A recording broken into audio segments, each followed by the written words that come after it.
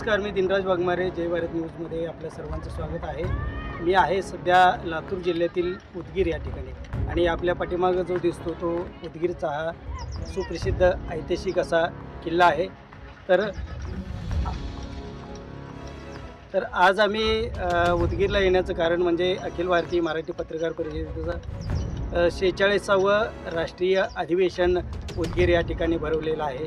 आज 18 आणि उद्या 19 अशा एप्रिल 2026 अशा 2 दिवशी हे अधिवेशन आहे आणि या अधिवेशनासाठी आम्ही सर्व मंडळी जतमधून सांगली जिल्ह्यातून सर्व या ठिकाणी आलं आणि एक अतिशय ऐतिहासिक महत्त्व असलेला मराठी शाहीच्या इतिहासामधलं महत्त्वाचा असा हा किल्ला आहे. संपूर्ण दगडी बांधकाम केलेलं आहे, अतिशय सुबक बांधकाम केलेला हा किल्ला आहे आणि किल्ल्याची आता आपण माहिती घेणार आहोत.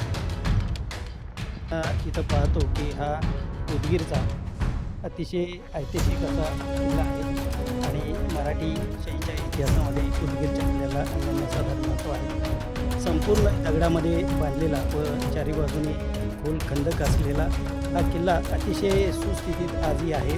किल्ल्याचा बऱ्याच भागाची पडझड झाली असली तरी किल्ल्यामध्ये अनेक अशा इमारती आणि अनेक असे अवशेष आहेत की आजही अतिशय सुस्थितीत आहे. अतिशय भव्य आणि दिमागदार असा हा किल्ला आहे आणि या किल्ल्याचं बांधकाम जे आहे तर साधारणतः 13व्या-12व्या शतकामध्ये झालेलं आहे आणि बहामनी सत्ता स्थापन होण्याच्या अगदी सुरुवातीच्या काळामध्ये उदगीरचा हा किल्ला बांधलेला आहे. सुरुवातीच्या काळामध्ये या किल्ल्यावरती निजामाचं वर्चस्व होतं आणि निजामशाहीच्याकडून हा किल्ला इसवी सन 1760 साली मराठ्यांनी जिंकून घेतलेला आहे.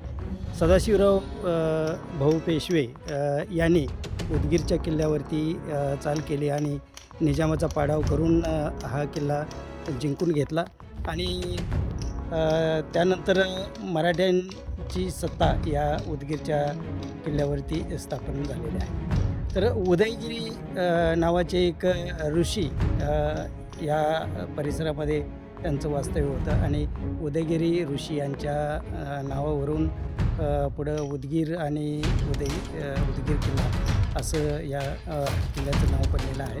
अत्यंत ऐतिहासिक महत्त्व असलेला असा या